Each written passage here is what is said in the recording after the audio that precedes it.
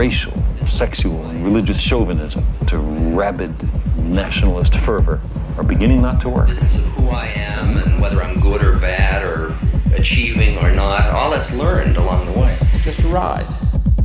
And we can change it anytime we want. It's only a choice. No effort, no work, no job, no savings of money. I realized that I had the game wrong.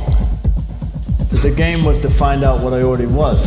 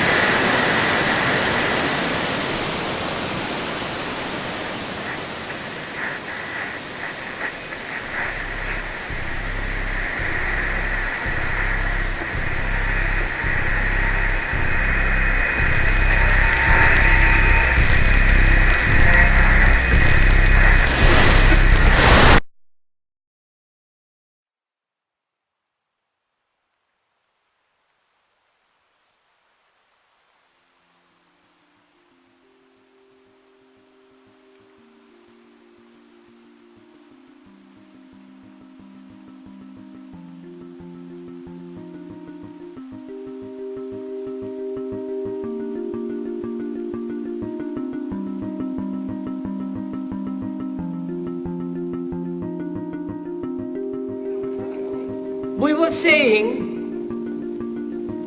how very important it is to bring about in the human mind the radical revolution. The crisis is a crisis in consciousness, a crisis that cannot anymore accept the old norms, the old patterns, the ancient traditions. And considering what the world is now, with all the misery, conflict, destructive brutality, aggression, and so on, man is still as he was. He's still brutal, violent, aggressive, acquisitive, competitive, and he has built a society along these lines.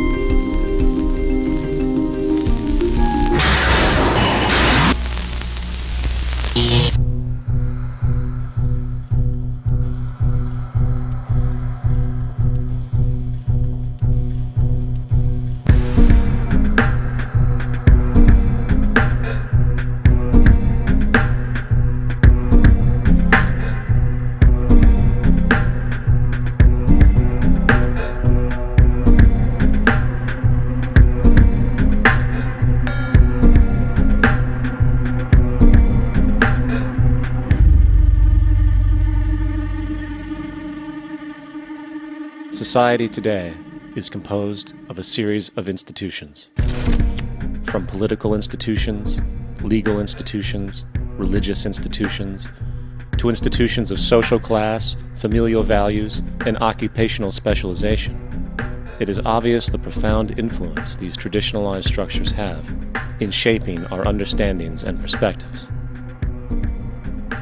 Yet, of all the social institutions we are born into, directed by, and conditioned upon, there seems to be no system as taken for granted and misunderstood as the monetary system. Taking on nearly religious proportions, the established monetary institution exists as one of the most unquestioned forms of faith there is. How money is created, the policies by which it is governed, and how it truly affects society are unregistered interests of the great majority of the population.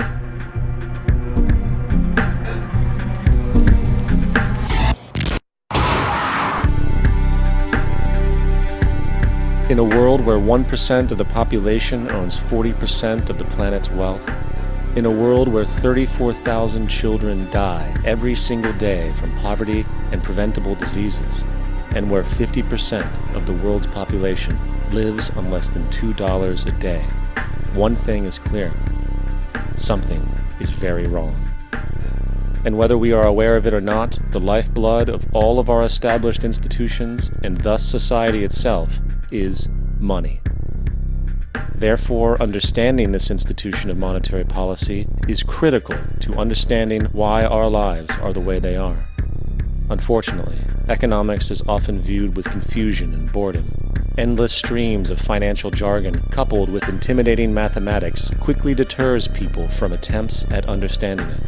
However, the fact is, the complexity associated with the financial system is a mere mask, designed to conceal one of the most socially paralyzing structures humanity has ever endured.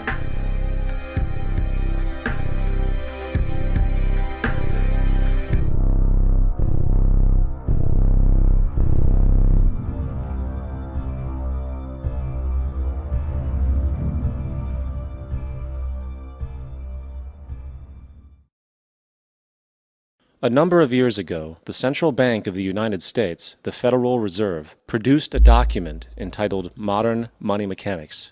This publication detailed the institutionalized practice of money creation as utilized by the Federal Reserve and the web of global commercial banks it supports. On the opening page, the document states its objective. The purpose of this booklet is to describe the basic process of money creation in a fractional reserve banking system.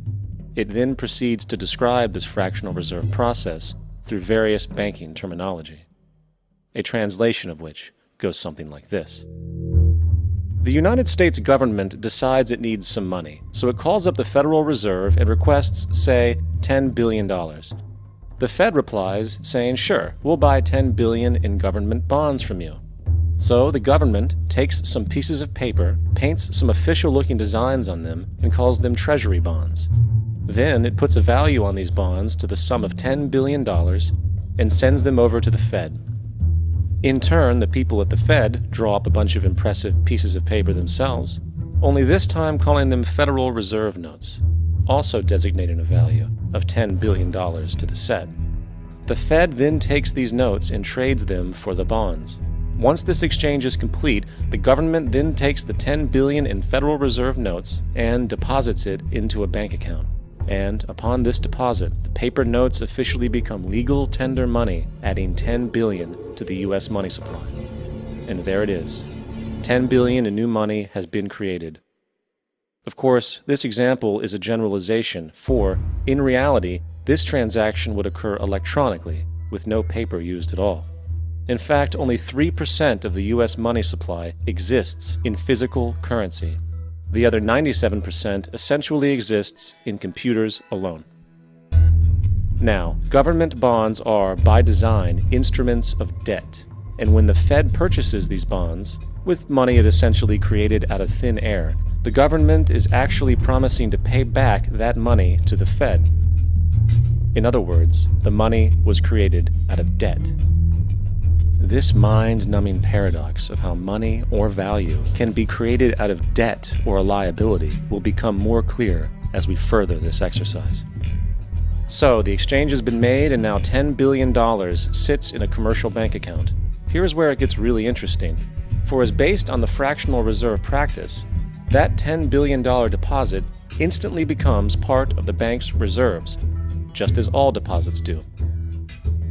And regarding reserve requirements, as stated in Modern Money Mechanics, a bank must maintain legally required reserves equal to a prescribed percentage of its deposits. It then quantifies this by stating, under current regulations, the reserve requirement against most transaction accounts is 10%.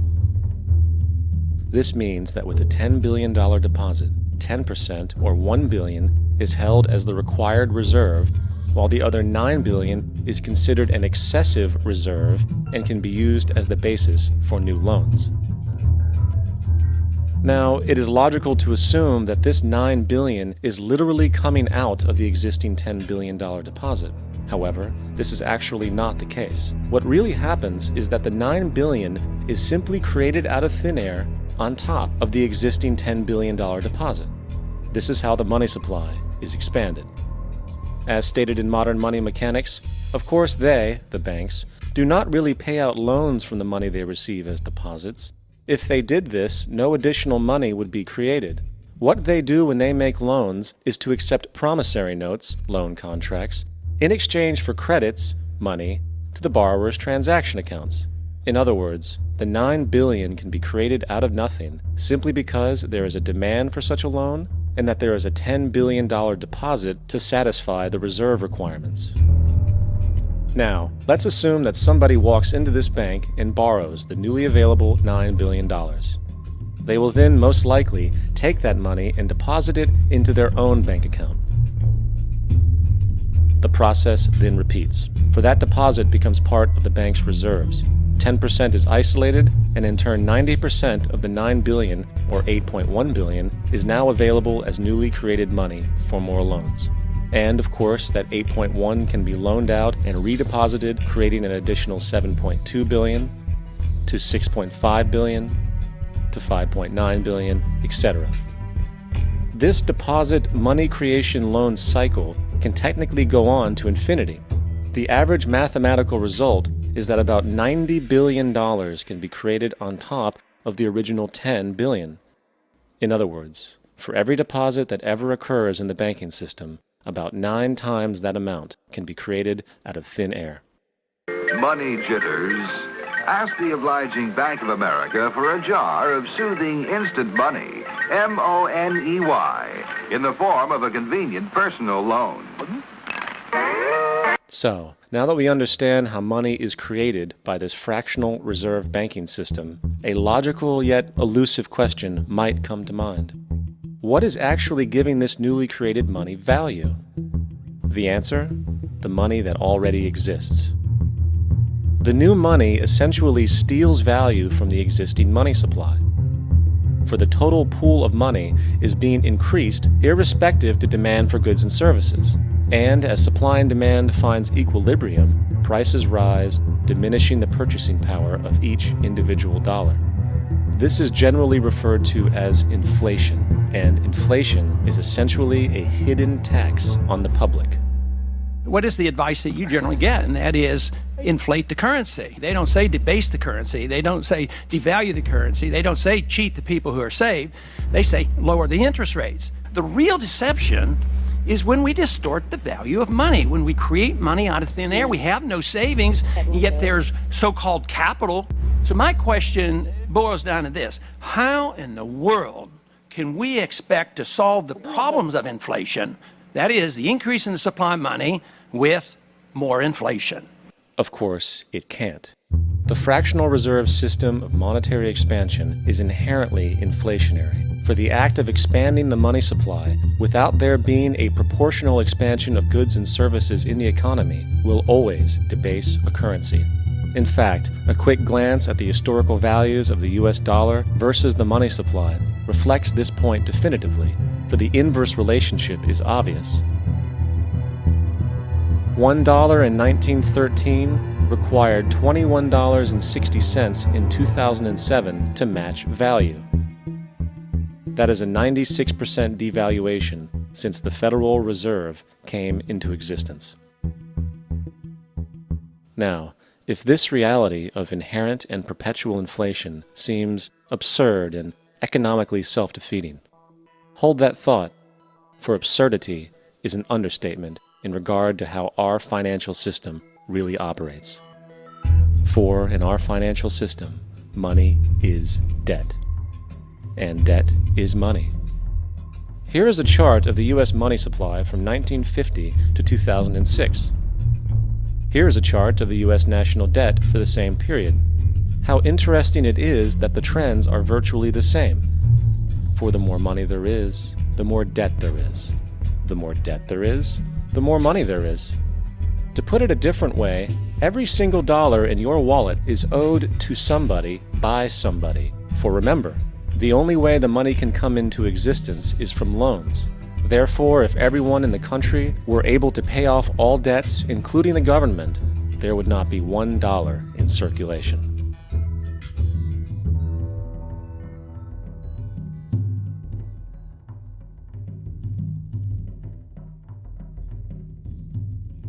In fact, the last time in American history the national debt was completely paid off was in 1835 after President Andrew Jackson shut down the central bank that preceded the Federal Reserve. In fact, Jackson's entire political platform essentially revolved around his commitment to shut down the central bank, stating at one point, "The bold efforts the present bank has made to control the government are but premonitions of the fate that awaits the American people should they be deluded into a perpetuation of this institution or the establishment of another like it." Unfortunately, his message was short-lived, and the international bankers succeeded to install another central bank in 1913, the Federal Reserve. And as long as this institution exists, perpetual debt is guaranteed. Now, so far we have discussed the reality that money is created out of debt, through loans. These loans are based on a bank's reserves, and reserves are derived from deposits. And through this fractional reserve system, any one deposit can create 9 times its original value, in turn debasing the existing money supply, raising prices in society. And since all this money is created out of debt and circulated randomly through commerce, people become detached from their original debt, and a disequilibrium exists where people are forced to compete for labor in order to pull enough money out of the money supply to cover their costs of living. As dysfunctional and backwards as all of this might seem, there is still one thing we have omitted from this equation. And it is this element of the structure which reveals the truly fraudulent nature of the system itself: the application of interest. When the government borrows money from the Fed, or when a person borrows money from a bank, it almost always has to be paid back with accrued interest. In other words, almost every single dollar that exists must be eventually returned to a bank with interest paid as well. But if all money is borrowed from the central bank and is expanded by commercial banks through loans, only what would be referred to as the principal is being created in the money supply. So then, where is the money to cover all of the interest that is charged? Nowhere. It doesn't exist. The ramifications of this are staggering, for the amount of money owed back to the banks will always exceed the amount of money that is available in circulation. This is why inflation is a constant in the economy, for new money is always needed to help cover the perpetual deficit built into the system, caused by the need to pay the interest. What this also means is that mathematically, defaults and bankruptcy are literally built into the system, and there will always be poor pockets of society that get the short end of the stick. An analogy would be a game of musical chairs, for once the music stops, somebody is left out to dry. And that's the point. It invariably transfers true wealth from the individual to the banks. For if you are unable to pay for your mortgage, they will take your property. This is particularly enraging when you realize that not only is such a default inevitable due to the fractional reserve practice, but also because of the fact that the money that the bank loaned to you didn't even legally exist in the first place. In 1969, there was a Minnesota court case involving a man named Jerome Daley, who was challenging the foreclosure of his home by the bank which provided the loan to purchase it. His argument was that the mortgage contract required both parties, being he and the bank, each put up a legitimate form of property for the exchange. In legal language, this is called consideration. Mr. Daley explained that the money was, in fact, not the property of the bank, for it was created out of nothing as soon as the loan agreement was signed. Remember what modern money mechanics stated about loans? What they do when they make loans is to accept promissory notes in exchange for credits. Reserves are unchanged by the loan transactions, but deposit credits constitute new additions to the total deposits of the banking system. In other words, the money doesn't come out of their existing assets. the bank is simply inventing it, putting up nothing of its own except for a theoretical liability on paper. As the court case progressed, the bank's president, Mr. Morgan, took the stand, and in the judge's personal memorandum, he recalled that the plaintiff, bank's president, admitted that, in combination with the Federal Reserve Bank, did create the money and credit upon its books by bookkeeping entry. The money and credit first came into existence when they created it. Mr. Morgan admitted that no United States law or statute existed which gave him the right to do this. A lawful consideration must exist and be tendered to support the note. The jury found that there was no lawful consideration, and I agree. He also poetically added, "Only God can create something of value out of nothing." And upon this revelation, the court rejected the bank's claim for foreclosure, and Daley kept his home. The implications of this court decision are immense. For every time you borrow money from a bank, whether it is a mortgage loan or a credit card charge, the money given to you is not only counterfeit, it is an illegitimate form of consideration, and hence voids the contract to repay, for the bank never had the money as property to begin with. Unfortunately, such legal realizations are suppressed and ignored, and the game of perpetual wealth transfer and perpetual debt continues. And this brings us to the ultimate question: why? During the American Civil War, President Lincoln bypassed the high-interest loans offered by the European banks and decided to do what the Founding Fathers advocated, which was to create an independent and inherently debt-free currency. It was called the greenback. Shortly after this measure was taken, an internal document circulated between private British and American banking interests stated, "Slavery is but the owning of labor and carries with it the care of laborers, while the European plan is that capital shall control labor by controlling wages. This can be done by controlling the money. It will not do to allow the greenback, as we cannot control that." The fractional reserve policy perpetrated by the Federal Reserve, which has spread in practice to the great majority of banks in the world, is, in fact, a system of modern slavery. Think about it. Money is created out of debt. And what do people do when they are in debt? They submit to employment to pay it off. But if money can only be created out of loans, how can society ever be debt-free? It can't. And that's the point. And it is the fear of losing assets coupled with the struggle to keep up with the perpetual debt and inflation inherent in the system, compounded by the inescapable scarcity within the money supply itself, created by the interest that can never be repaid, that keeps the wage slave in line, running on the hamster wheel with millions of others, in effect powering an empire that truly benefits only the elite at the top of the pyramid. For, at the end of the day, who are you really working for? The banks. Money is created in a bank and invariably ends up in a bank. They are the true masters, along with the corporations and governments they support. Physical slavery requires people to be housed and fed. Economic slavery requires people to feed and house themselves.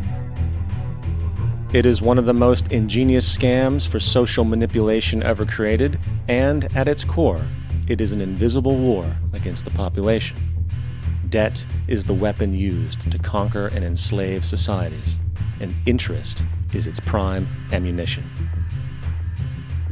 And as the majority walks around oblivious to this reality, the banks, in collusion with governments and corporations, continue to perfect and expand their tactics of economic warfare, spawning new bases, such as the World Bank and International Monetary Fund, while also inventing a new type of soldier, the birth of the economic hitman.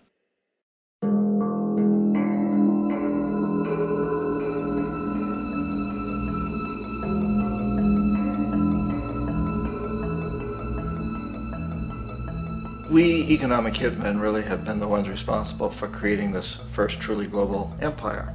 And we work many different ways.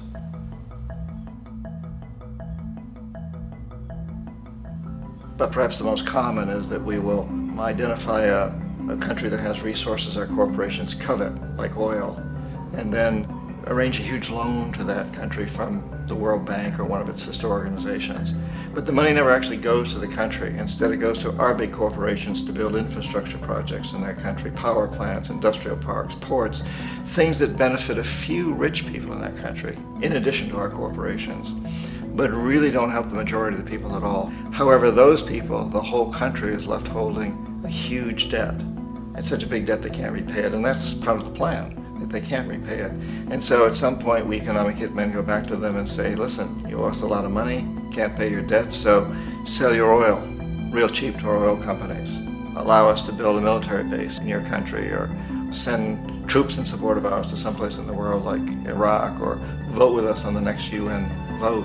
To have their electric utility company privatized and their water and sewage system privatized and sold to U.S. corporations or other multinational corporations. So there was that whole mushrooming thing, and it's so typical of the way the IMF and the World Bank work, that you put a country in debt, it's such a big debt it can't pay it, and then you offer to refinance that debt and pay even more interest.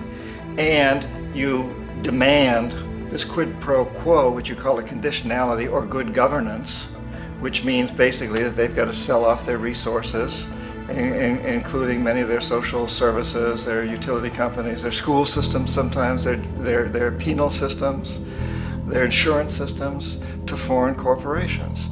So it's a double, triple, quadruple whammy. The precedent for economic hitmen really began back in the early 50s when democratically elected Mossadegh, who was elected in Iran, he was considered to be the hope for democracy in the Middle East and around the world. He was Time Magazine's Man of the Year. But one of the things that he'd run on and began to implement was the idea that foreign oil companies needed to pay the Iranian people a lot more for the oil that they were taking out of Iran. The Iranian people should benefit from their own oil. Strange policy. We didn't like that, of course. But we were afraid to do what we normally were doing, which was to send in the military. Instead, we sent in one CIA agent, Kermit Roosevelt, Teddy Roosevelt's relative. And Kermit went in with a few $1 million and was very, very effective and efficient. And in a short amount of time, he managed to get Mossadegh overthrown and brought in the Shah of Iran to replace him, who always was favorable to oil. And it was extremely effective. Mobs overflow Tehran. Army officers shout that Mossadegh has surrendered and his regime as virtual dictator of Iran is ended. Pictures of the Shah are paraded through the streets as sentiment reverses. The Shah is welcomed home. So back here in the United States, in Washington, people looked around and said, wow, that was easy and cheap. So this established a whole new way of manipulating countries, of creating empire. The only problem with Roosevelt was that he was a card-carrying CIA agent, and had he been caught, the ramifications could have been pretty serious. So very quickly at that point, the decision was made to use private consultants to channel the money through the World Bank or the IMF or one of the other such agencies, to bring in people like me who worked for private companies, so that if we got caught, there would be no governmental ramifications.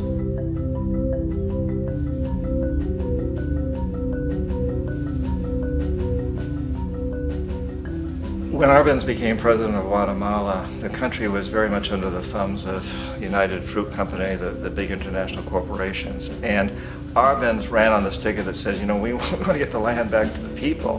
And once he took power, he was implementing policies that would do exactly that, give land rights back to the people. United Fruit didn't like that very much.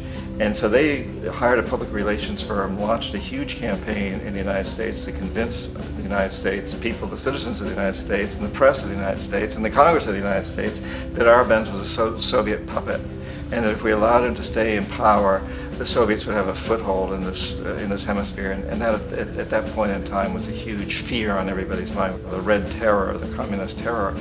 And so, to make a long story short, out of this public relations campaign came a commitment on the part of the CIA and the military to take this man out. And in fact, we did. We sent in planes, we sent in soldiers, we sent in jackals, we sent everything in to take him out, and did take him out. And as soon as he was removed from office, the new guy that took over after him basically reinstated everything to the big international corporations, including United Fruit.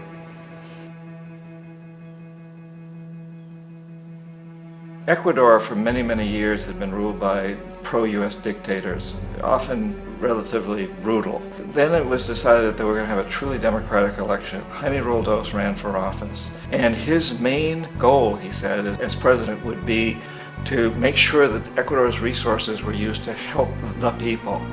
And he won, overwhelming, by more votes than anybody had ever won anything in Ecuador. And he began to implement these policies to make sure that the profits from oil went to help the people. Well, we didn't like that in the United States.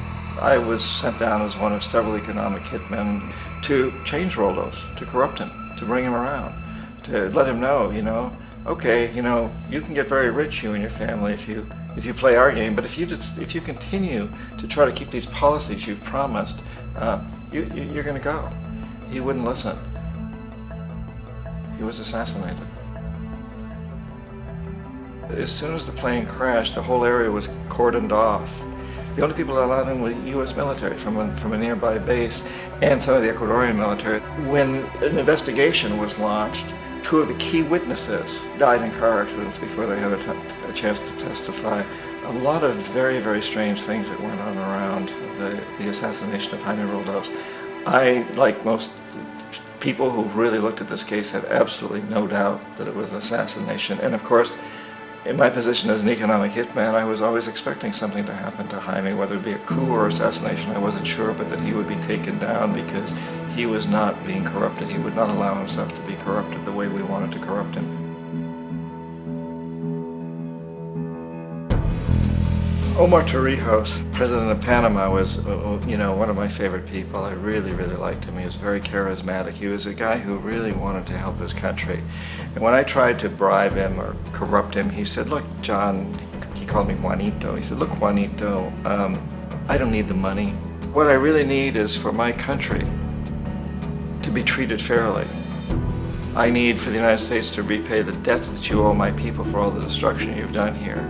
I need to be in a position where I can help other Latin American countries win their independence and be free of this terrible presence from the north that you people are exploiting us so badly.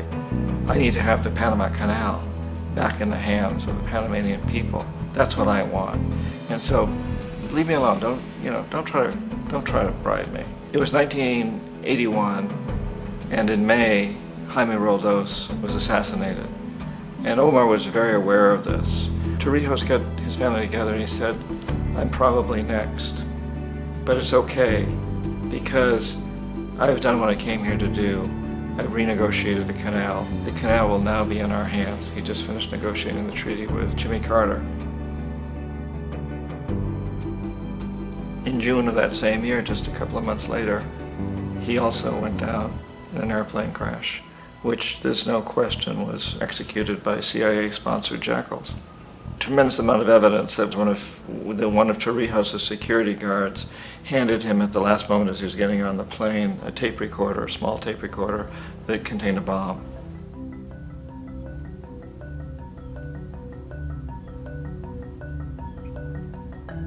It is interesting to me how this system has continued pretty much the same way for years and years and years, except the economic hitmen have got better and better and better. Then we come up with, very recently, what happened in Venezuela. In 1998, Hugo Chavez gets elected president, following a long line of presidents who had been very corrupt and basically destroyed the economy of the country. And Chavez was elected amidst all that. Chavez stood up to the United States, and he's done it primarily demanding that Venezuelan oil be used to help the Venezuelan people. Well, we didn't like that in the United States.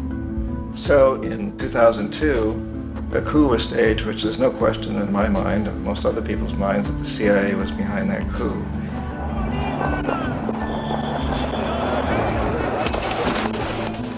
way that that coup was fomented was very reflective of what Kermit Roosevelt had done in Iran, of paying people to go out into the streets to riot, to protest, to say this Chavez is very unpopular. You know, if you can get a few thousand people to do that, television can make it look like it's the whole country, and things start to mushroom. Except in the case of Chavez, he was smart enough, and the people were so strongly behind him that they overcame it, which was a phenomenal moment in the history of Latin America.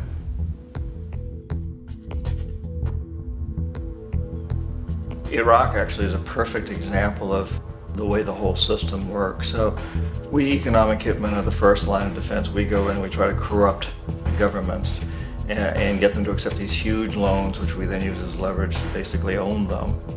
If we fail, as I failed in Panama with Omar Torrijos and in Ecuador with Jaime Roldos, men who refused to be corrupted, then the second line of defense is we send in the jackals. And the jackals either overthrow governments or they assassinate. And once that happens and a new government comes in, and boy, it's going to toe the line because the new president knows what will happen if he doesn't. In the case of Iraq, both of those things failed. Economic hitmen were not able to get through to Saddam Hussein. We tried very hard. We tried to get him to accept a deal very similar to what the House of Saud had accepted in Saudi Arabia, but he wouldn't accept it. And so the jackals went in to take him out. They couldn't do it. His security was very good. After all, he had one time worked for the CIA. He'd been hired to assassinate a former president of Iraq and failed, but he knew the system. So in '91, we send in the troops and we take out the Iraqi military. So we assume at that point that Saddam Hussein is going to come around.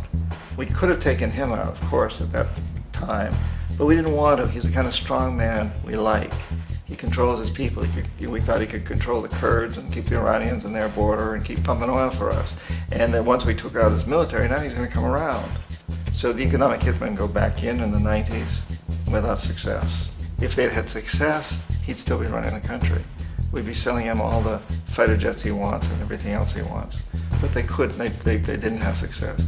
The jackals couldn't take him out again, so we sent the military in once again, and this time we did the complete job and took him out, and in the process created for ourselves some very, very lucrative construction deals. We had to reconstruct a country that we'd essentially destroyed, which is a pretty good deal if you own construction companies, big ones. So, you know, Iraq shows the three stages. The economic hitmen failed there, the jackals failed there, and as a final measure, the military goes in. And in that way, we've really created an empire, but we've done it very, very subtly. It's clandestine. All the empires of the past were built on the military, and everybody knew they were building them. So the British knew they were building them, the French, the Germans, the Romans, the Greeks. And they were proud of it, and they always had some excuse like spreading civilization, spreading some religion, something like that. But they knew they were doing it. We don't. The majority of the people in the United States have no idea that we're living off the benefits of a clandestine empire, that today there's more slavery in the world than ever before. And then you have to ask yourself, well, if it's an empire, then who's the emperor? Obviously, our presidents of the United States are not emperors. An emperor is someone who's not elected, doesn't serve a limited term, and doesn't report to anyone, essentially. So you can't classify our presidents that way. But we do have what I consider to be the equivalent of the emperor, and it's what I call the corporatocracy. The corporatocracy is this group of individuals who run our biggest corporations, and they really act as the emperor of this empire. They control our media, either through direct ownership or advertising. They control most of our politicians because they finance their campaigns either through their corporations or through personal contributions that come out of the corporations. They're not elected, they don't serve a limited term, they don't report to anybody. And at the very top of the corporatocracy, you really can't tell whether a person's working for a private corporation or the government because they're always moving back and forth. So, you know, you've got a guy who one moment is the president of a big construction company like Halliburton, and the next moment he's vice president of the United States, or the president who is in the oil business. And this is true whether you've got Democrats or Republicans in the office. You have them moving back and forth through the revolving door. And in a way, Our government is invisible a lot of the time, and its policies are carried out by our corporations on one level or another. And then again, the policies of the government are basically forged by the corporatocracy and then presented to the government. They become government policy. So it's an incredibly cozy relationship. This isn't a conspiracy theory type of thing. These people don't have to get together and plot to do things. They all basically work under one primary assumption, and that is that they must maximize profits regardless of the social and environmental costs.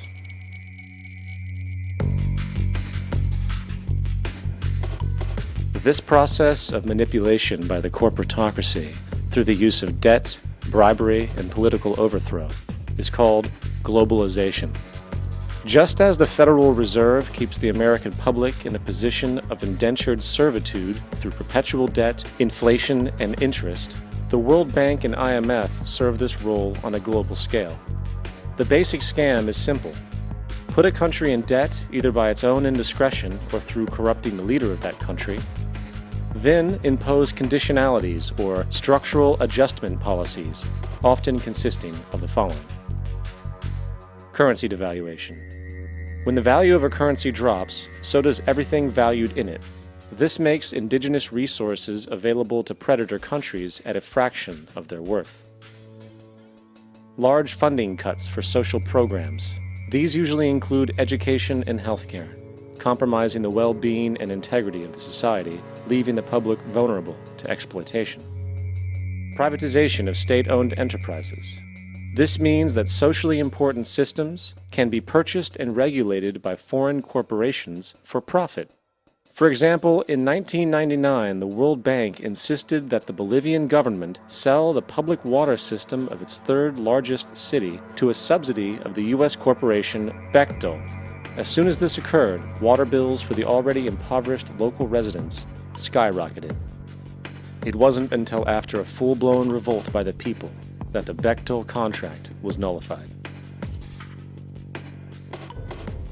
Then there is trade liberalization, or the opening up of the economy through removing any restrictions on foreign trade.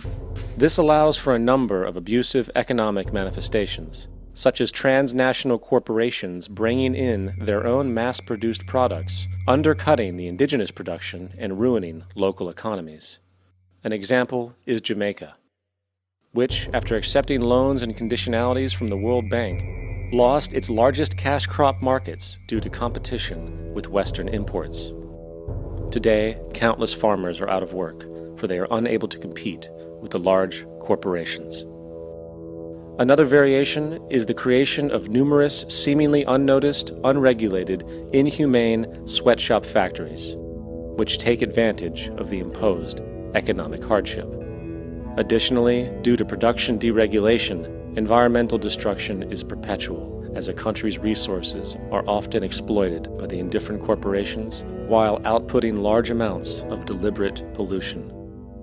The largest environmental lawsuit in the history of the world today is being brought on behalf of 30,000 Ecuadorian Amazonian people against Texaco, which is now owned by Chevron. So today it's against Chevron, but for activities conducted by Texaco. Estimated to be more than 18 times what the Exxon Valdez dumped into the coast of Alaska. In the case of Ecuador, it wasn't an accident. The oil companies did it intentionally. They knew they were doing it to save money out there rather than arranging for proper disposal.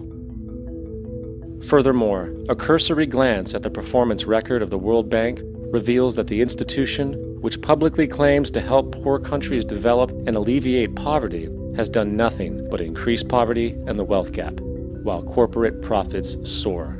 In 1960, the income gap between the fifth of the world's people in the richest countries versus the fifth in the poorest countries was 30 to 1. By 1998, it was 74 to 1. While global GNP rose 40% between 1970 and 1985, those in poverty actually increased by 17%.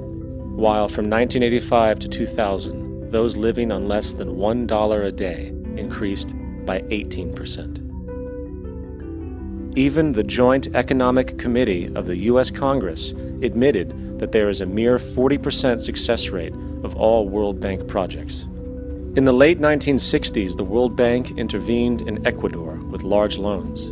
During the next 30 years, poverty grew from 50% to 70%. Under or unemployment grew from 15 to 70%. Public debt increased from 240 million to 16 billion, while the share of resources allocated to the poor went from 20% to 6%. In fact, by the year 2000, 50% of Ecuador's national budget had to be allocated for paying its debts. It is important to understand the World Bank is, in fact, a U.S. bank, supporting U.S. interests. For the United States holds veto power over decisions, as it is the largest provider of capital. And where did it get this money? You guessed it. It made it out of thin air through the fractional reserve banking system. Of the world's top 100 economies, as based on annual GDP, 51 are corporations, and 47 of that 51 are U.S.-based.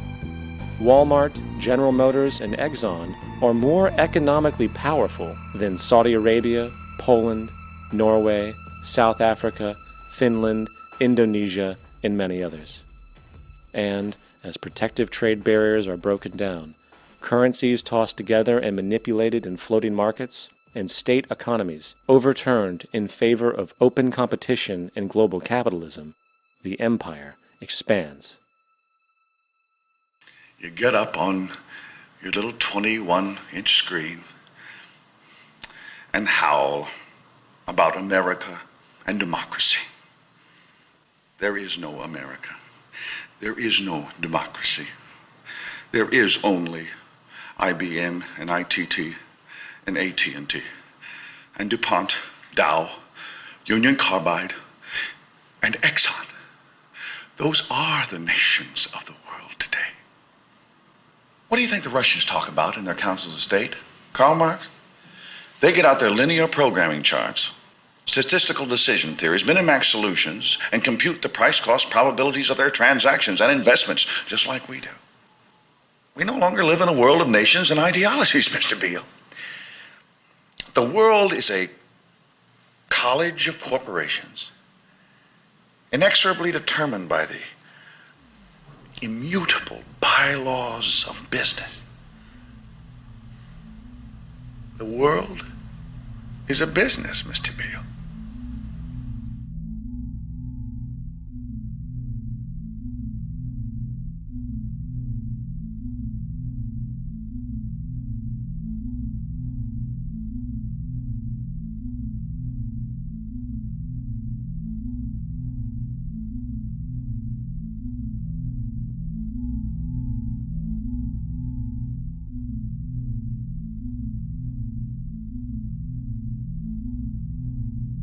The world is being taken over by a handful of business powers who dominate the natural resources we need to live while controlling the money we need to obtain these resources.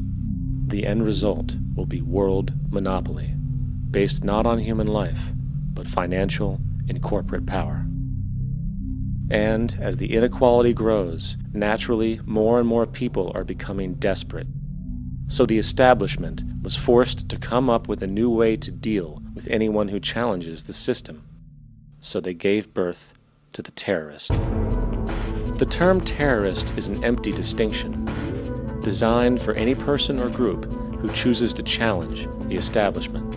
This isn't to be confused with the fictional Al-Qaeda, which was actually the name of a computer database for the US-supported Mujahideen in the 1980s.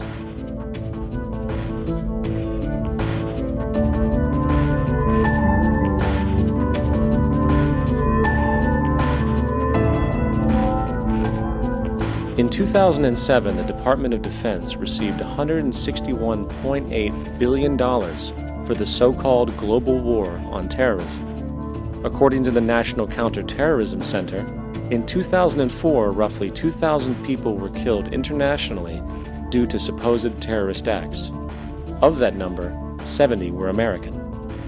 Using this number as a general average, which is extremely generous, It is interesting to note that twice as many people die from peanut allergies a year than from terrorist acts. Concurrently, the leading cause of death in America is coronary heart disease, killing roughly 450,000 each year. And in 2007, the government's allocation of funds for research on this issue was about $3 billion. This means that the U.S. government in 2007 spent 54 times the amount for preventing terrorism than it spent for preventing a disease which kills 6,600 times more people annually than terrorism does. Yet, as the name terrorism and Al-Qaeda are arbitrarily stamped on every news report relating to any action taken against U.S. interests, the myth grows wider.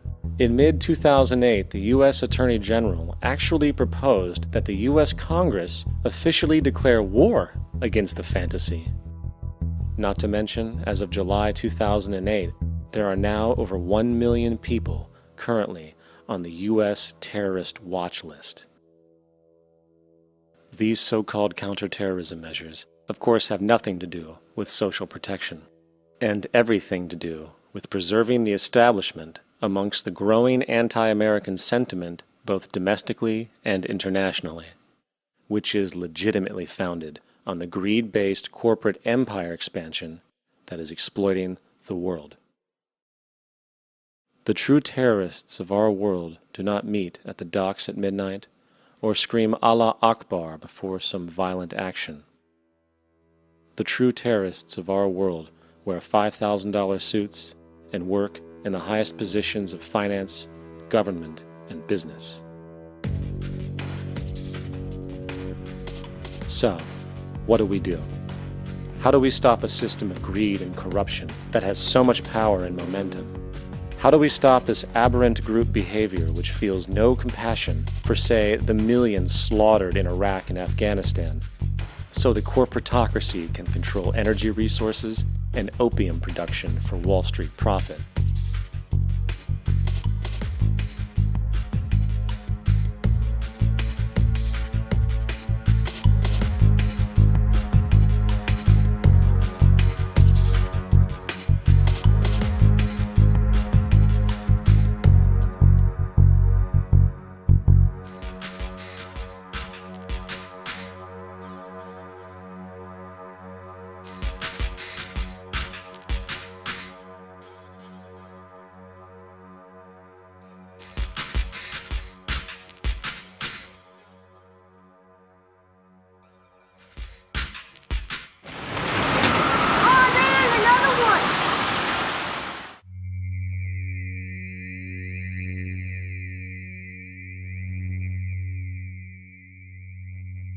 How do we stop a system of greed and corruption that condemns poor populations to sweatshop slavery for the benefit of Madison Avenue?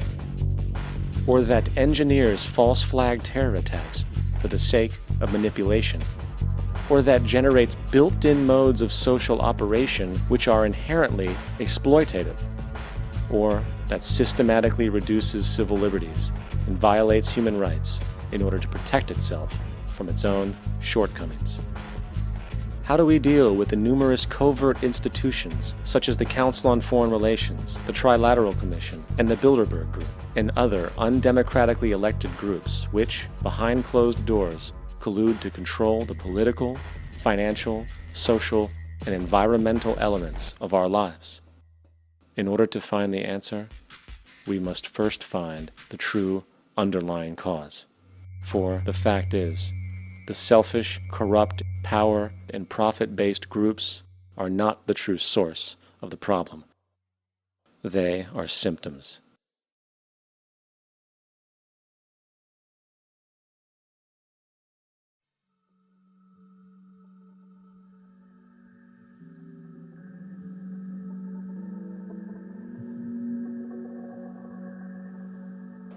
My name is Jacques Fresco. I'm an industrial designer and a social engineer. I'm very much interested in society and developing a system that might be sustainable for all people. First of all, the word corruption is a monetary invention. That aberrant behavior that's disruptive to the well-being of people, while you're dealing with human behavior. And human behavior appears to be environmentally determined, meaning if you were raised by the Seminole Indians as a baby, never saw anything else, you'd hold that value system.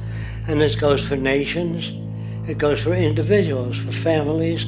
They try to indoctrinate their children to their particular faith and their country and make them feel like they're part of that. And they build a society which they call established. They establish a workable point of view and tend to perpetuate that, whereas all societies are really emergent, not established. And so they fight new ideas that would interfere with the establishment. Governments try to perpetuate that which keeps them in power. People are not elected to political office to change things. They're put there to keep things the way they are. So you see, the basis of corruption is in our society. Let me make it clear. All nations, then, are basically corrupt because they tend to uphold existing institutions. I don't mean to uphold or downgrade all nations, but communism, socialism, fascism, the free enterprise system, and all other subcultures are the same. They are all basically corrupt. The most fundamental characteristic of our social institutions is the necessity for self-preservation. Whether dealing with a corporation, a religion, or a government, the foremost interest is to preserve the institution itself.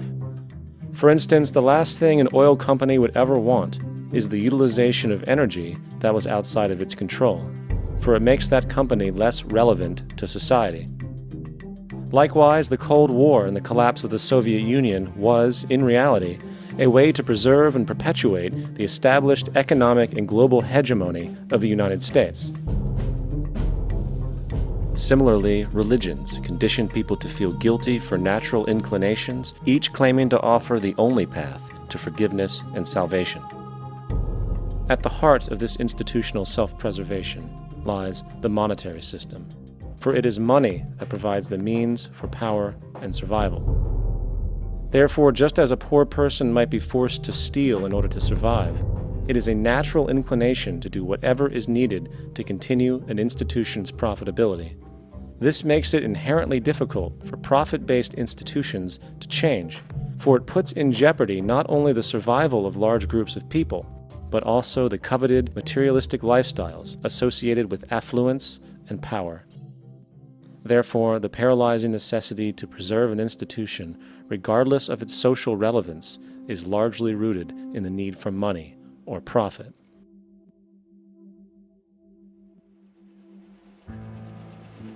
What's in it for me is why people think. And so if a man makes money selling a certain product, naturally he's going to fight the existence of another product that may threaten his institution. Therefore, people cannot be fair, and people do not trust each other. A guy will come over to you and say, I got just the house you're looking for. He's a salesman. When a doctor says, I think your kidney has to come out, I don't know if he's trying to pay off a yacht or whether my kidney has to come out. It's hard in a monetary system to trust people. If you came into my store and I said, this lamp that I've got is pretty good, but the lamp next door is much better, I wouldn't be in business very long. It wouldn't work. If I were ethical, it wouldn't work. So when you say industry cares for people, that's not true. They can't afford to be ethical.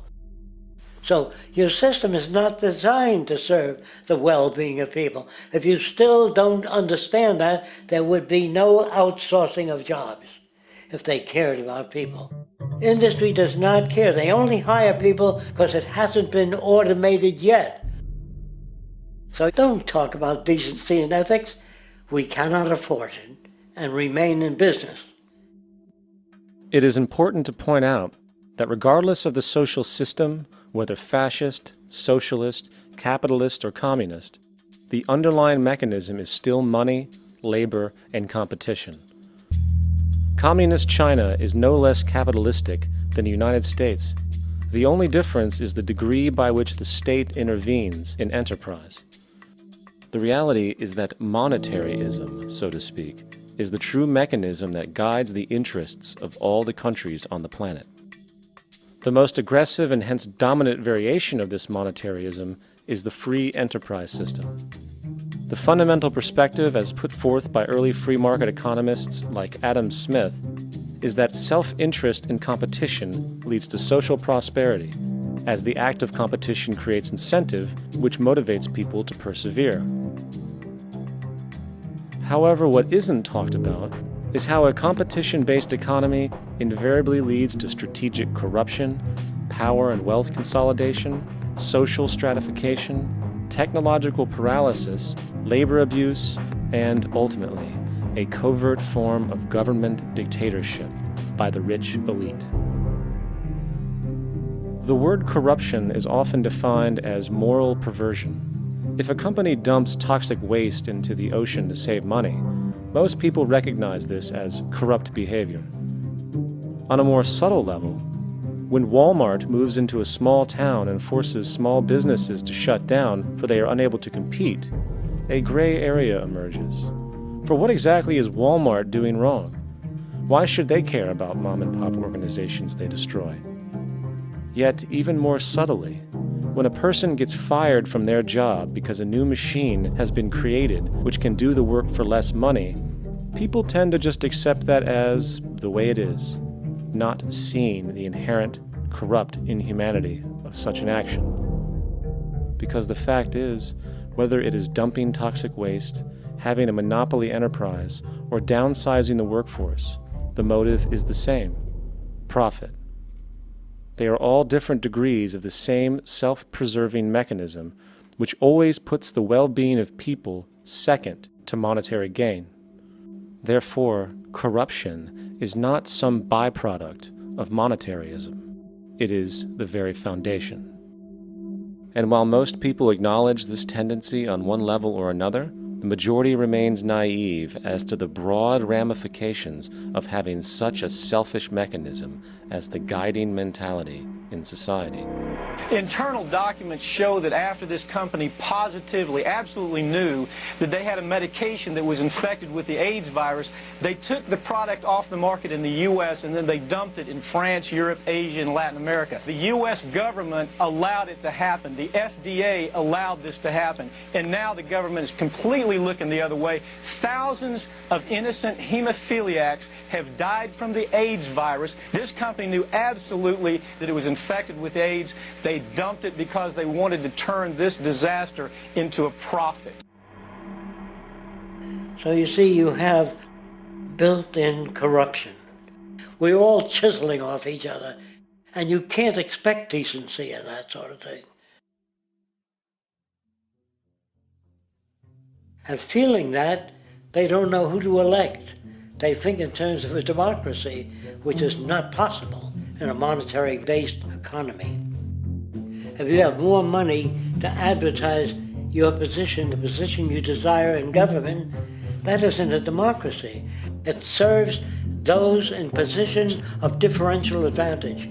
So it's always a dictatorship of the elitists, the financially wealthy.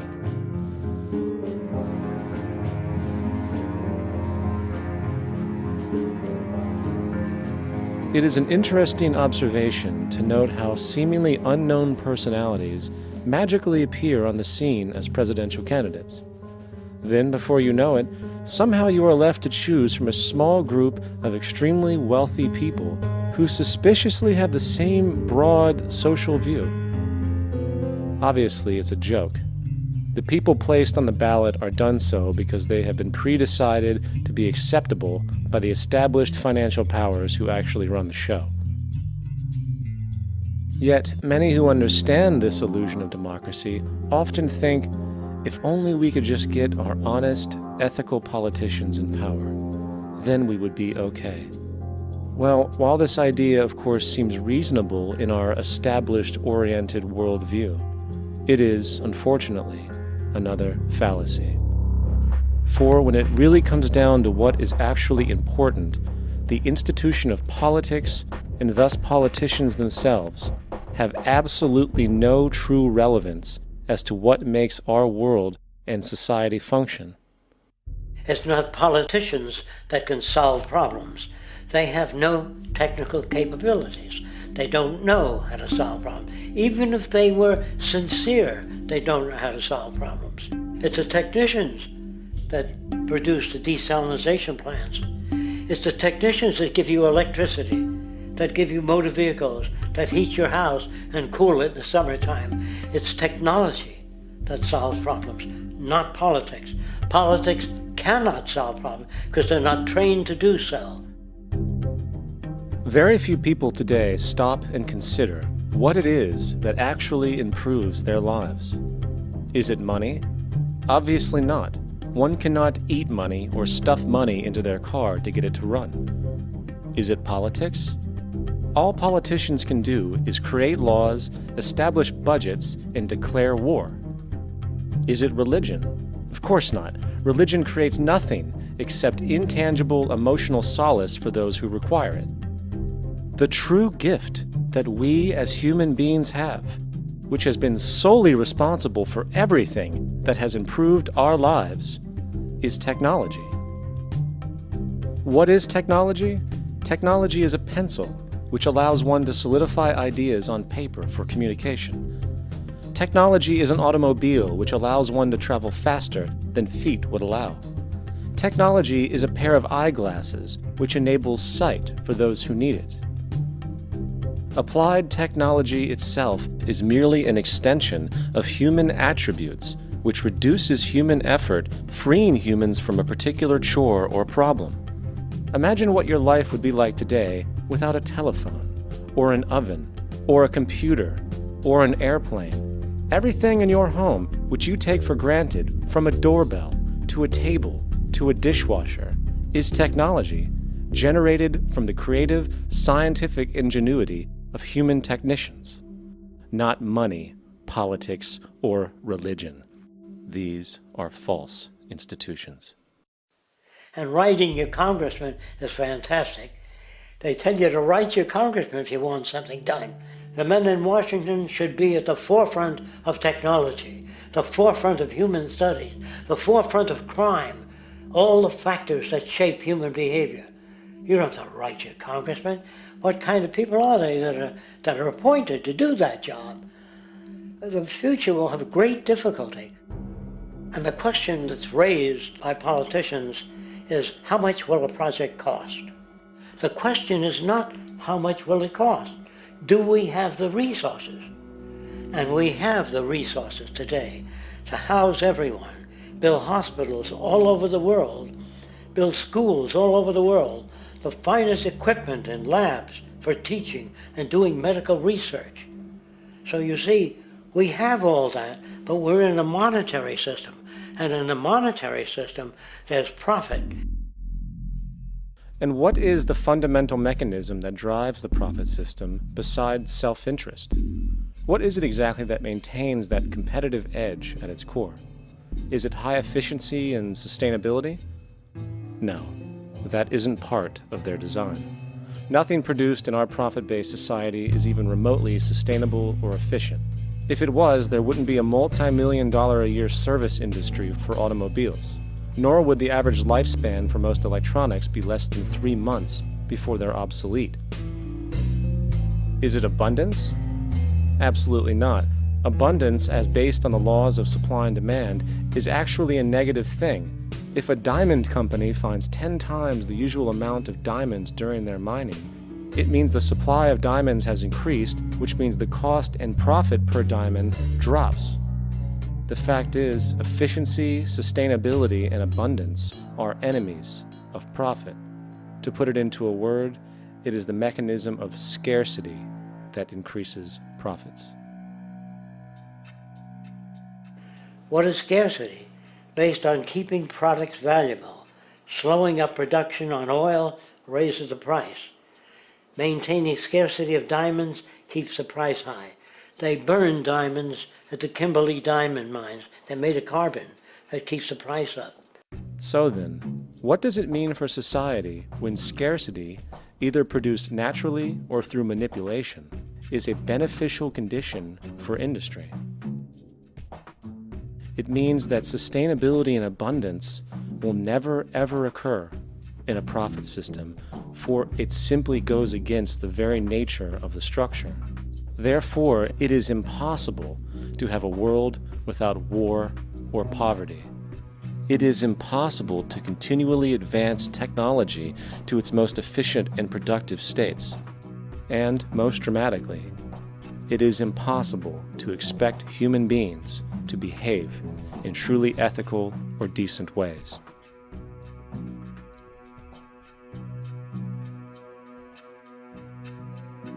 People use the word instinct because they can't account for the behavior. They sit back and they evaluate with their lack of knowledge, and they say things like, humans are built a certain way, greed is a natural thing, as though they've worked for years on it, and it's no more natural than wearing clothing.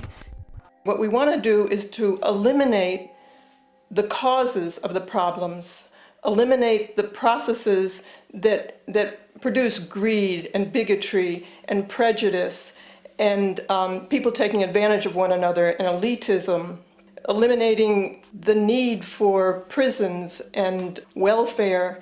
We have always had these problems because we have always lived within scarcity and barter and monetary systems that produce scarcity. If you eradicate the conditions that generate what you call socially offensive behavior, it does not exist. The guy said, well, isn't that inborn?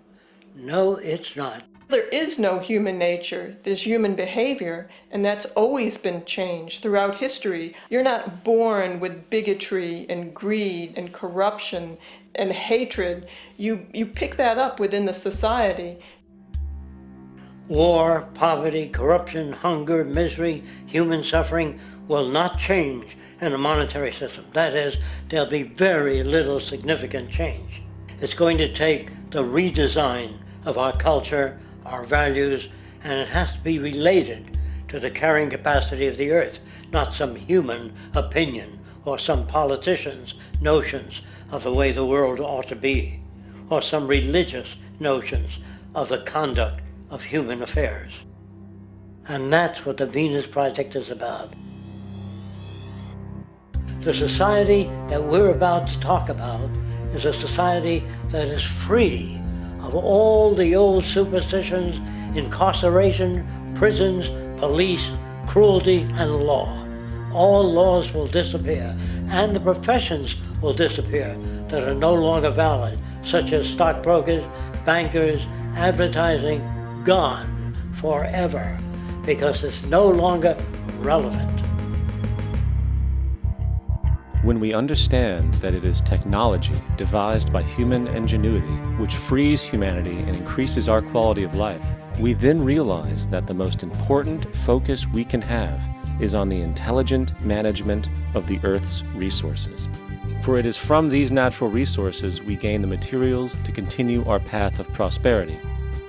Understanding this, we then see that money fundamentally exists as a barrier to these resources, for virtually everything has a financial cost. And why do we need money to obtain these resources? Because of real or assumed scarcity.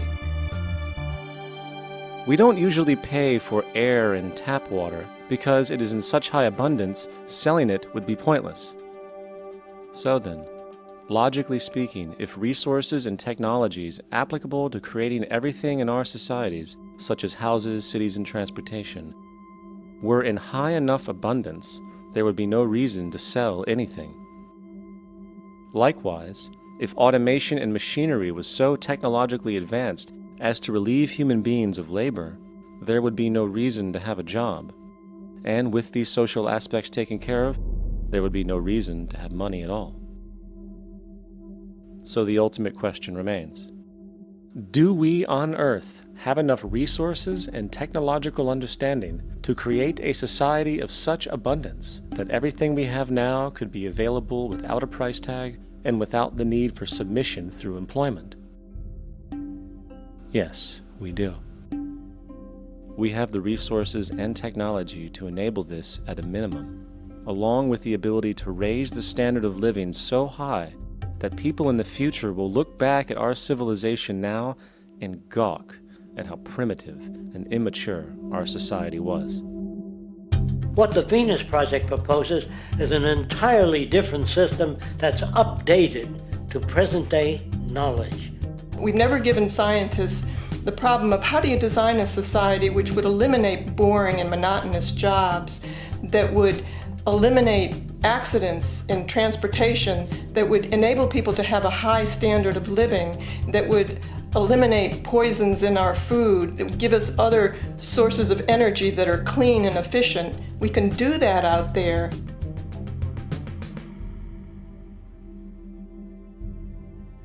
The major difference between a resource-based economy and a monetary system is that a resource-based economy is really concerned with people and their well-being, where a monetary system has become so distorted that the concerns of the people are really secondary, if they're there at all. The products that are turned out are for how much money you can get. If there is a problem in society and you can't earn money from solving that problem, then it won't be done. The resource-based economy is really not close to anything that's been tried. And with all our technology today, we can create abundance. It could be used to improve everyone's lifestyle. Abundance all over the world if we use our technology wisely and maintain the environment. It's a very different system, and it's very hard to talk about because the public is not that well enough informed as to the state of technology.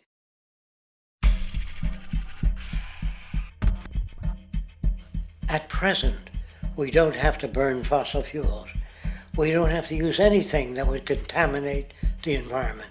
There are many sources of energy available. Alternative energy solutions pushed by the establishment, such as hydrogen, biomass, and even nuclear, are highly insufficient, dangerous, and exist only to perpetuate the profit structure that industry has created. When we look beyond the propaganda and self-serving solutions put forth by the energy companies, we find a seemingly endless stream of clean, abundant, and renewable energy for generating power. Solar and wind energy are well known to the public, but the true potential of these mediums remains unexpressed. Solar energy, derived from the sun, has such abundance that 1 hour of light at high noon contains more energy than what the entire world consumes in a year. If we could capture 1/100% of this energy, the world would never have to use oil, gas, or anything else. The question then is not availability, but the technology to harness it. And there are many advanced mediums today which could accomplish just that, if they were not hindered by the need to compete for market share with the established energy power structures. Then there's wind energy. Wind energy has long been denounced as weak, and due to being location-driven, impractical. This is simply not true. The U.S. Department of Energy admitted in 2007 that if wind was fully harvested in just 3 of America's 50 states, it could power the entire nation. And then there are the rather unknown mediums of tidal and wave power. Tidal power is derived from tidal shifts in the ocean. Installing turbines which capture this movement generates energy. In the United Kingdom, 42 sites are currently noted as available, forecasting that 34% of all the UK's energy could come from tidal power alone. Wave power, which extracts energy from the surface motions of the ocean, is estimated to have a global potential of up to 80,000 terawatt-hours a year. This means 50% of the entire planet's energy usage could be produced from this medium alone. Now, it is important to point out that tidal, wave, solar, and wind power requires virtually no preliminary energy to harness, unlike coal, oil, gas, biomass, hydrogen, and all the others.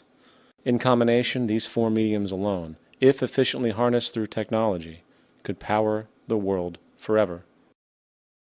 That being said, there happens to be another form of clean, renewable energy which trumps them all: geothermal power. Geothermal energy utilizes what is called heat mining, which, through a simple process using water, is able to generate massive amounts of clean energy. In 2006, an MIT report on geothermal energy found that 13,000 zettajoules of power are currently available in the Earth, with the possibility of 2,000 zettajoules being easily tappable with improved technology. The total energy consumption of all the countries on the planet is about half of a zettajoule a year. This means about 4,000 years of planetary power could be harnessed in this medium alone. And when we understand that the Earth's heat generation is constantly renewed, this energy is really limitless and could be used forever. These energy sources are only a few of the clean, renewable mediums available, and as time goes on, we will find more. The grand realization is that we have total energy abundance without the need for pollution, traditional conservation, or in fact, a price tag. And what about transportation? The prevailing means of transportation in our societies is by automobile and aircraft, both of which predominantly need fossil fuels to run. In the case of the automobile, the battery technology needed to power an electric car that can go over 100 miles an hour for over 200 miles on one charge exists, and has existed for many years. However, due to battery patents controlled by the oil industry, which limits their availability to maintain market share, coupled with political pressure from the energy industry, the accessibility and affordability of this technology is limited. There is absolutely no reason other than pure, corrupt profit interest that every single vehicle in the world cannot be electric and utterly clean, with zero need for gasoline. As far as airplanes, it is time we realize that this means of travel is inefficient, cumbersome, slow, and causes far too much pollution. This is a maglev train. It uses magnets for propulsion. It is fully suspended by a magnetic field and requires less than 2% of the energy used for plane travel. The train has no wheels, so nothing can wear out. The current maximum speed of versions of this technology, as used in Japan, is 361 miles per hour. However, this version of the technology is very dated. An organization called ET3, which has connections with the Venus Project, has established a tube-based maglev that can travel up to 4,000 miles per hour in a motionless, frictionless tube, which can go over land or underwater. Imagine going from LA to New York for an extended lunch break, or from Washington, D.C. to Beijing, China in 2 hours. This is the future of continental and intercontinental travel, fast, clean, with only a fraction of the energy usage we use today for the same means. In fact, between maglev technology, advanced battery storage, and geothermal energy, there would be no reason to ever burn fossil fuels again. And we can do this now if we were not held back by the paralyzing profit structure. Now, America is inclined toward fascism. It has a propensity by its dominant philosophy and religion to uphold the fascist point of view. American industry is essentially a fascist institution. If you don't understand that, the minute you punch that time clock, you walk into a dictatorship. We're given notions about the respectability of work, and I really look at it as being paid slavery.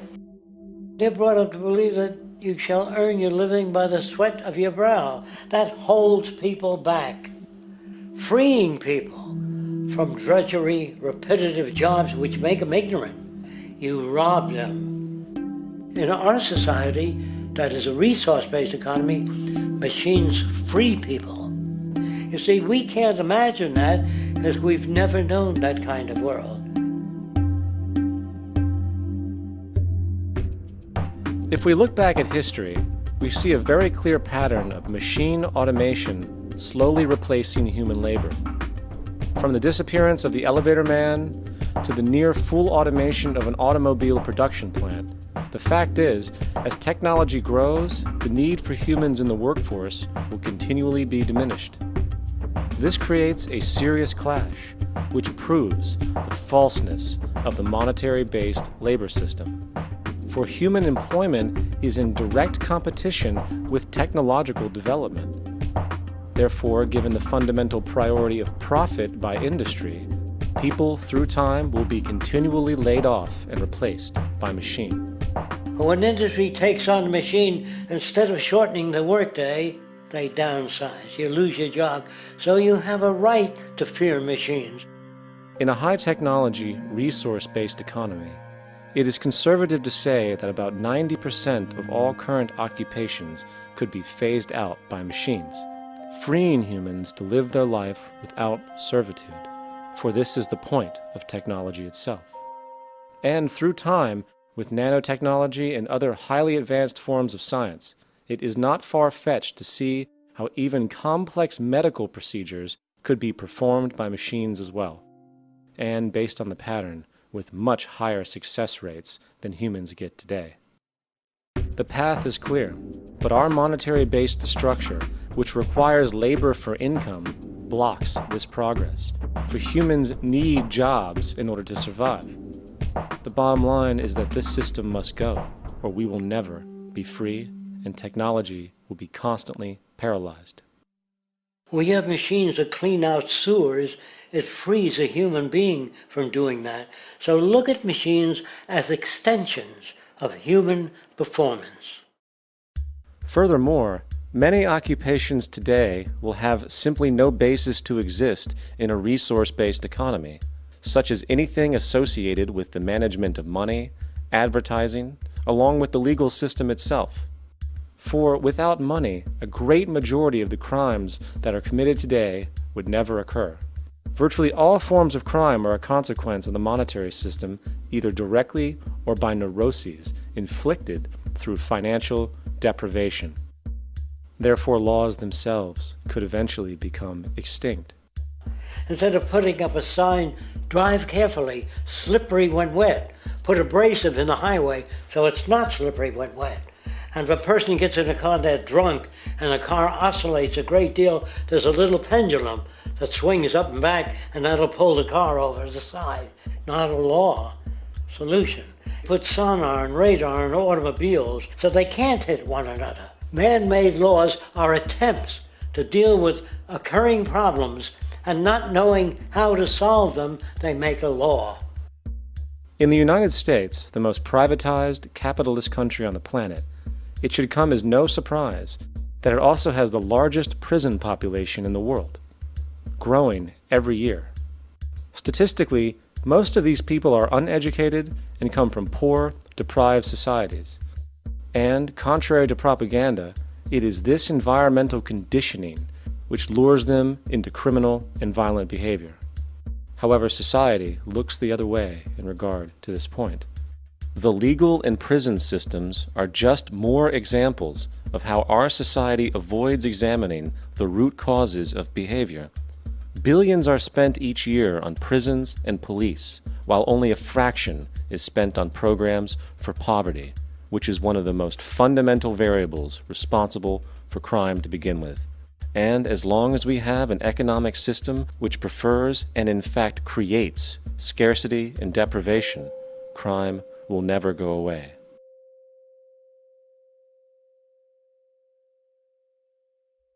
If people have access to the necessities of life without servitude, debt, barter, trade, they behave very differently. You want all these things available without a price tag. Now then, you gotta have a price tag. Well, what'll motivate people? Man gets everything he wants, he just lay around in the sun. This is the myth they perpetuate. People in our culture are trained to believe that the monetary system produces incentive. If they have access to things, why should they want to do anything? They will lose their incentive. That's what you're taught to support the monetary system. When you take money out of the scenario, there would be different incentives, very different incentives. When people have access to the necessities of life, their incentives change. What about the moon and the stars? New incentives arise. If you make a painting that you enjoy, you will enjoy giving it to other people, not selling it.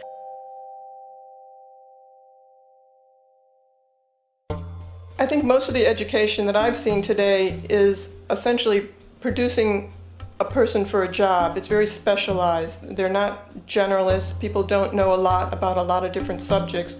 I don't think you could get people to go to war if they knew a lot about a lot of things. I think education is mostly rote, and they're not taught how to solve problems. They're not given the tools emotionally or within their own field of how to do critical thinking. A resource-based economy, the education would be very different. Our society's major concern is mental development and to motivate each person to their highest potential. Because our philosophy is the smarter people are, the richer the world, because everybody becomes a contributor.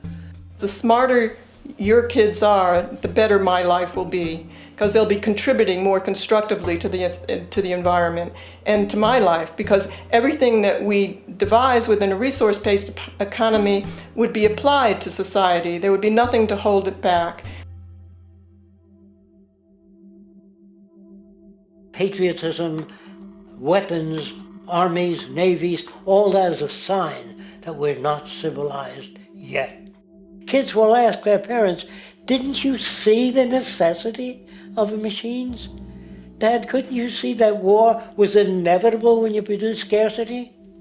Isn't it obvious? Of course the kid will understand that you were pinheads, raised merely to serve the established institutions. We're such an abominable, sick society that we won't make the history book. They just say that large nations took land from smaller nations, used force and violence. You'll get history talked about as corrupt behavior all the way along until the beginning of the civilized world. That's when all the nations work together. World unification, working toward common good for all human beings, and without anyone being subservient to anyone else. Without social stratification, whether it be technical elitism or any other kind of elitism, eradicated from the face of the earth. The state does nothing because there is no state. Because there is no state. The system I advocate, a resource-based global economy, is not perfect. It's just a lot better than what we have. We can never achieve perfection.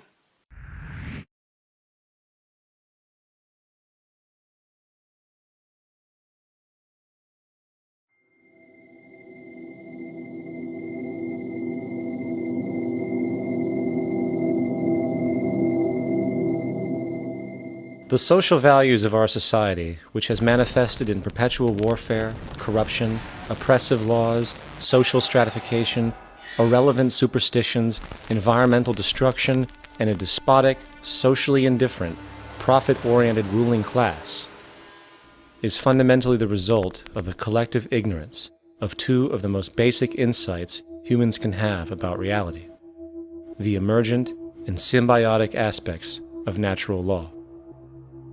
The emergent nature of reality is that all systems, whether it is knowledge, society, technology, philosophy, or any other creation, will, when uninhibited, undergo fluid, perpetual change.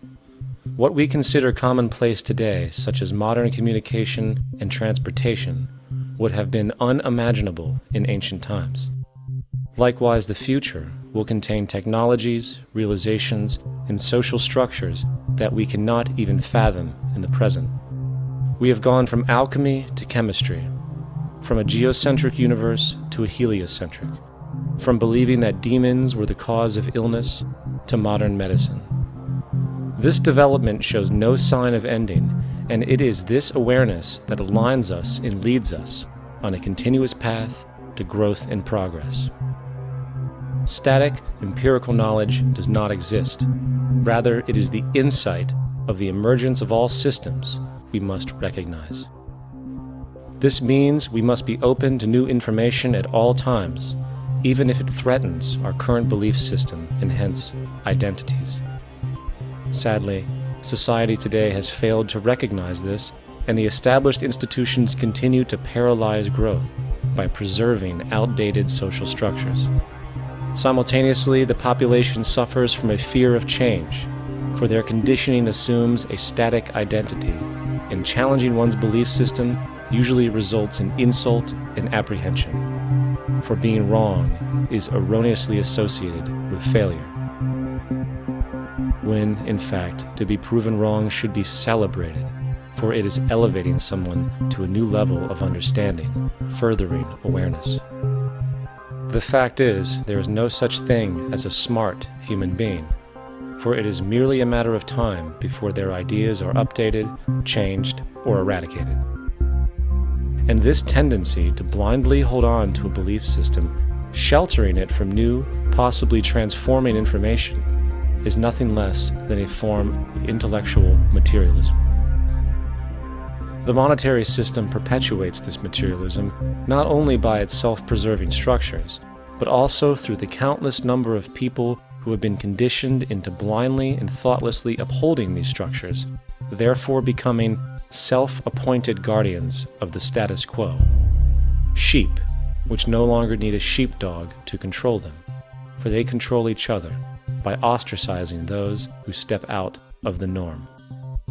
This tendency to resist change and uphold existing institutions for the sake of identity, comfort, power, and profit is completely unsustainable and will only produce further imbalance, fragmentation, distortion, and invariably, destruction. It's time to change. From hunters and gatherers to the agricultural revolution to the industrial revolution, the pattern is clear. It is time for a new social system which reflects the understandings we have today. The monetary system is a product of a period of time where scarcity was a reality. Now, with the age of technology, it is no longer relevant to society. Gone with the aberrant behavior it manifests. Likewise, dominant worldviews, such as theistic religion, operate with the same social irrelevancy. Islam, Christianity, Judaism, Hinduism, and all of the others exist as barriers to personal and social growth, for each group perpetuates a closed worldview, and this finite understanding that they acknowledge is simply not possible in an emergent universe. Yet, religion has succeeded in shutting down the awareness of this emergence by instilling the psychological distortion of faith upon its followers, where logic and new information is rejected in favor of traditionalized, outdated beliefs. The concept of God is really a method of accounting for the nature of things. In the early days, people didn't know enough about how things formed, how nature worked, so they invented their own little stories. And they made God in their own image. A guy that gets angry. When people don't behave right, he creates floods and earthquakes. They say it's an act of God. A cursory glance at the suppressed history of religion reveals that even the foundational myths themselves are emergent culminations, developed through influence over time. For example, a cardinal doctrine of the Christian faith is the death and resurrection of Christ. This notion is so important that the Bible itself states, "And if Christ be not risen, then is our preaching vain, and your faith is also vain." Yet it is very difficult to take this account literally, for not only is there no primary source denoting this supernatural event in secular history, awareness of the enormous number of pre-Christian saviors who also died and were resurrected immediately puts the story in mythological territory by association. Early church figures such as Tertullian went to great lengths to break these associations, even claiming that the devil caused the similarities to occur, stating in the 2nd century, "The devil, whose business is to pervert the truth, mimics the exact circumstance of the divine sacraments. He baptizes his believers and promises forgiveness of sins. He celebrates the oblation of bread and brings in the symbol of the resurrection. Let us therefore acknowledge the craftiness of the devil, who copied certain things of those that be divine." What is truly sad, however, is that when we cease the idea that the stories from Christianity, Judaism, Islam, and all the others are literal history, and accept them for what they really are, which are purely allegorical expressions derived from many faiths, we see that all religions share a common thread, and it is this unifying imperative that needs to be recognized and appreciated. Religious belief has caused more fragmentation and conflict than any other ideology. Christianity alone has 34,000 different subgroups. The Bible is subject to interpretation. When you read it, you say, I think Jesus meant this. I think Job meant that. Oh no, he meant this. So you have the Lutheran, the Seventh-day Adventist, the Catholic, and a church divided is no church at all. And a church divided is no church at all. And this point on division, which is a trademark of all theistic religions, brings us to our second failure of awareness, the false assumption of separation through the rejection of the symbiotic relationship of life. Apart from the understanding that all natural systems are emergent, where all notions of reality will be constantly developed, altered, and even eradicated, we must also understand that all systems are, in fact, invented fragments, merely for the sake of conversation. For there is no such thing as independence in nature. The whole of nature is a unified system of interdependent variables, each a cause and a reaction, existing only as a concentrated whole. You don't see the plug connected to the environment, so it looks like we're free, wandering around. Take the oxygen away, we all die immediately. Take plant life away, we die. And without the sun, all the plants die. So we are connected. We really must take into account the totality. This isn't just a human experience on this planet. This is a total experience. And we know we can't survive without plants and animals. We know we can't survive without the four elements, you know. And so when are we going to really start taking that into account? That's what it is to be successful. Success depends on how well we relate to everything around us. I'm very aware of the fact that my grandson cannot possibly hope to inherit a sustainable, peaceful, stable, socially just world unless every child today growing up in Ethiopia, in Indonesia, in Bolivia, in Palestine, in Israel also has that same expectation. You got to take care of the whole community or you're going to have serious problems. And now we have to see that the whole world is the community, and we must all take care of each other that way. And it's not just a community of human beings, it's a community of plants and animals and elements. And we really need to understand that. That's what's going to bring us joy too, and pleasure. That's what's missing in our lives right now. We can call it spirituality, but the fact of the matter is joy comes from that bliss of connectedness. That's our God spirit. That's that side of ourselves that really feels it. And you can feel it deep inside you. It's this amazing, wonderful feeling. And you know it when you get it. You don't get it from money. You get it from connection. Now, if that isn't a hazard to this country, how are we going to keep building nuclear weapons? You know what I mean? What's going to happen to the arms industry when we realize we're all one? It's going to fuck up the economy. The economy that's fake anyway. The economy that's fake anyway. The economy that's fake anyway. The economy that's fake anyway. The economy that's fake anyway. Which would be a real bummer. You can see why the government's cracking down on the idea of experiencing unconditional love.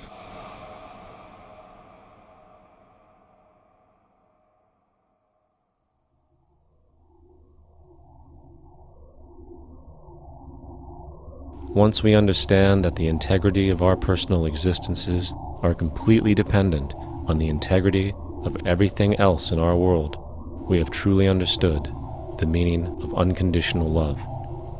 For love is extensionality, and seeing everything as you and you as everything can have no conditionalities. For, in fact, we are all everything at once. If it's true that we're all from the center of a star, every atom in each of us from the center of a star, then we're all the same thing. Even a Coke machine or a cigarette butt in the street in Buffalo is made out of atoms that came from a star. They've all been recycled thousands of times, as have you and I. And therefore, it's only me out there. So what is there to be afraid of? What is there that needs solace-seeking? Nothing. There's nothing to be afraid of because it's all us. The trouble is we have been separated by being born and given a name and an identity and being individuated. We've been separated from the oneness, and that's what religion exploits, that people have this yearning to be part of the overall one again. So they exploit that. They call it God. They say he has rules. And I think it's cruel. I think you can do it absent religion.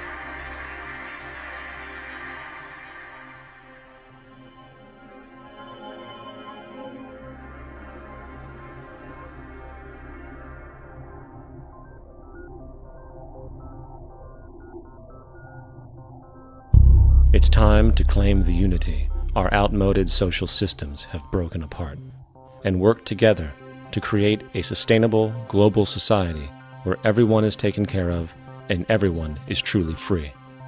Your personal beliefs, whatever they may be, are meaningless when it comes to the necessities of life. Every human being is born naked, needing warmth, food, water, shelter. Everything else is auxiliary. Therefore, the most important issue at hand is the intelligent management of the Earth's resources. This can never be accomplished in a monetary system, for the pursuit of profit is the pursuit of self-interest, and therefore imbalance is inherent. Simultaneously, politicians are useless, for our true problems in life are technical, not political. Furthermore, ideologies that separate humanity, such as religion, need strong reflection in the community in regard to its value, purpose, and social relevancy. Hopefully, through time, religion will lose its materialism and basis in superstition and move into the useful field of philosophy. The fact is, society today is backwards, with politicians constantly talking about protection and security rather than creation, unity, and progress. The U.S. alone now spends about $500 billion annually on defense. That is enough to send every high school senior in America to a four-year college. In the 1940s, the Manhattan Project produced the first true weapon of mass destruction. This program employed 130,000 people at an extreme financial cost. Imagine what our life would be like today if that group of scientists, instead of working on a way of killing people, worked on a way to create a self-sustaining, abundant world. Life today would be very, very different if that was their goal. Instead of weapons of mass destruction, it is time to unleash something much more powerful. Weapons of mass creation. Our true divinity is in our ability to create, and armed with the understanding of the symbiotic connections of life, while being guided by the emergent nature of reality, there is nothing we cannot do or accomplish. Of course, we face strong barriers in the form of established power structures that refuse to change. At the heart of these structures is the monetary system. As explained earlier, the fractional reserve policy is a form of slavery through debt, where it is literally impossible for society to be free. In turn, free market capitalism in the form of free trade uses debt to imprison the world and manipulate countries into subservience to a handful of large business and political powers. Apart from these obvious amoralities, the system itself is based on competition, which immediately destroys the possibility of large-scale collaborations for the common good, hence paralyzing any attempt at true global sustainability. These financial and corporate structures are now obsolete, and they must be outgrown. Of course, we cannot be naive enough to think that the business and financial elite are going to subscribe to this idea, for they will lose power and control. Therefore, peaceful yet highly strategic action must be taken. The most powerful course of action is simple. We have to alter our behavior to force the power structure to the will of the people. We must stop supporting the system.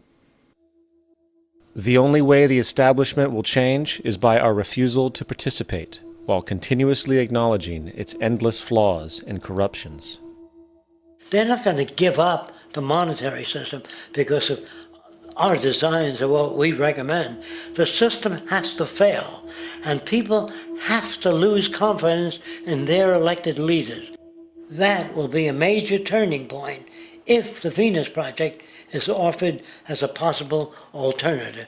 If not, I fear the consequences.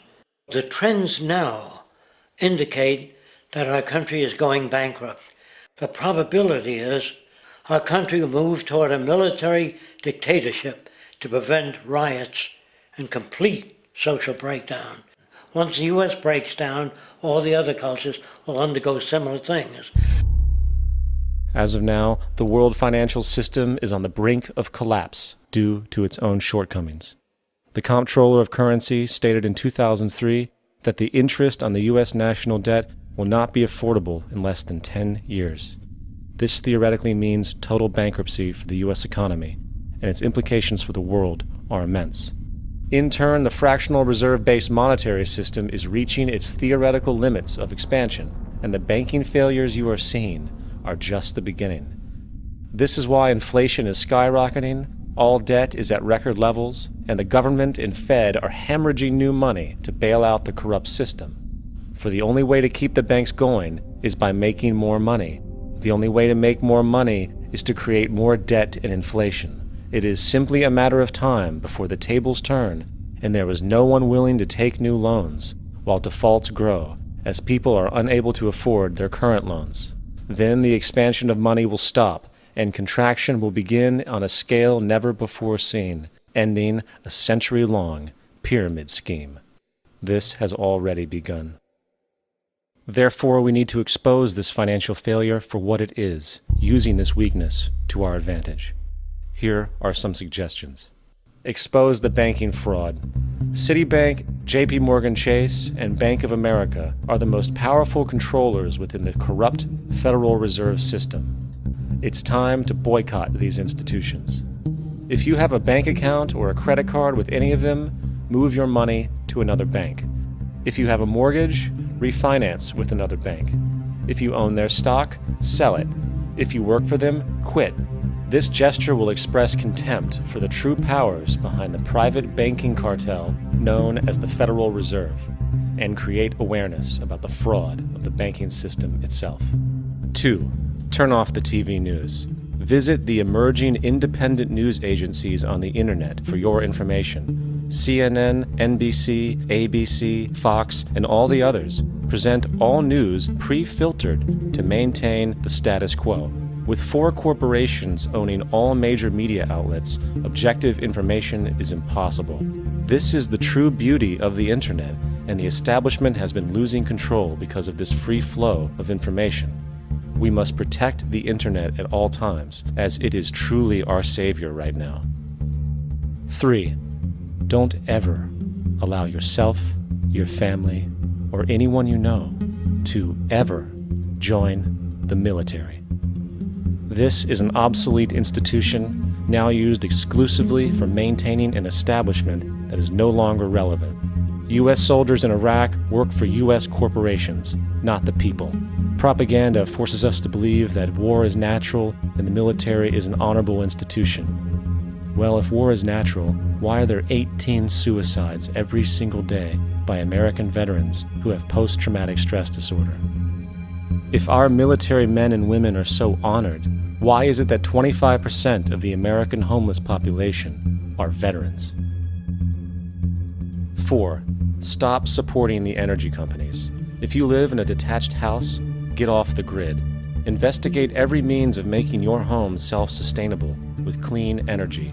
Solar, wind, and other renewable energies are now affordable consumer realities, and considering the never-ending rising cost of traditional energies, it will likely be a cheaper investment over time. If you drive, get the smallest car you can, and consider using one of the many conversion technologies that can enable your car to be a hybrid, electric, or run on anything other than establishment fuels.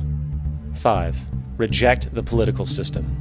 The illusion of democracy is an insult to our intelligence. In a monetary system, there is no such thing as a true democracy, and there never was. We have two political parties owned by the same set of corporate lobbyists. They are placed in their positions by the corporations, with popularity artificially projected by their media. In a system of inherent corruption, the change of personnel every couple of years has very little relevance. Instead of pretending that the political game has any true meaning, focus your energy on how to transcend this failed system. And 6. Join the movement. Go to thezeitgeistmovement.com and help us create the largest mass movement for social change the world has ever seen.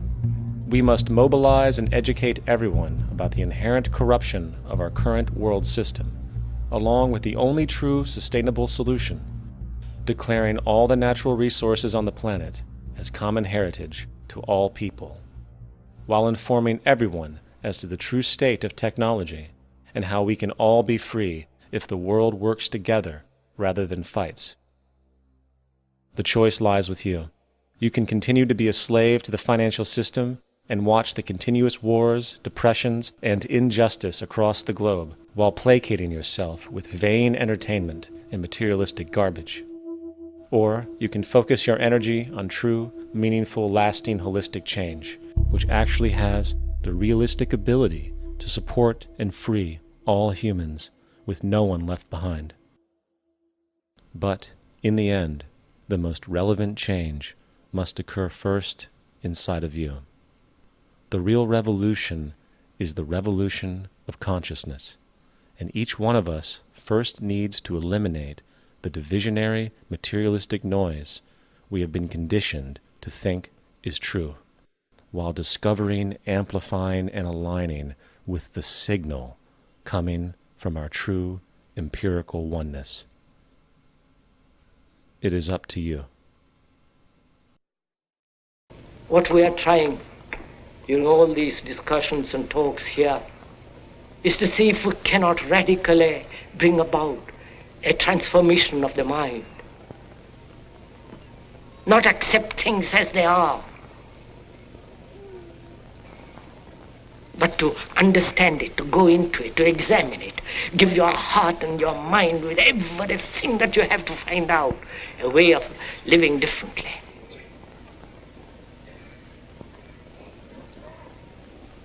But that depends on you and not somebody else. Because in this there is no teacher, no pupil, there is no leader, there is no guru, there is no master, no savior. You yourself are the teacher and the pupil, you are the master, you are the guru, you are the leader. You are everything. And to understand is to transform what is.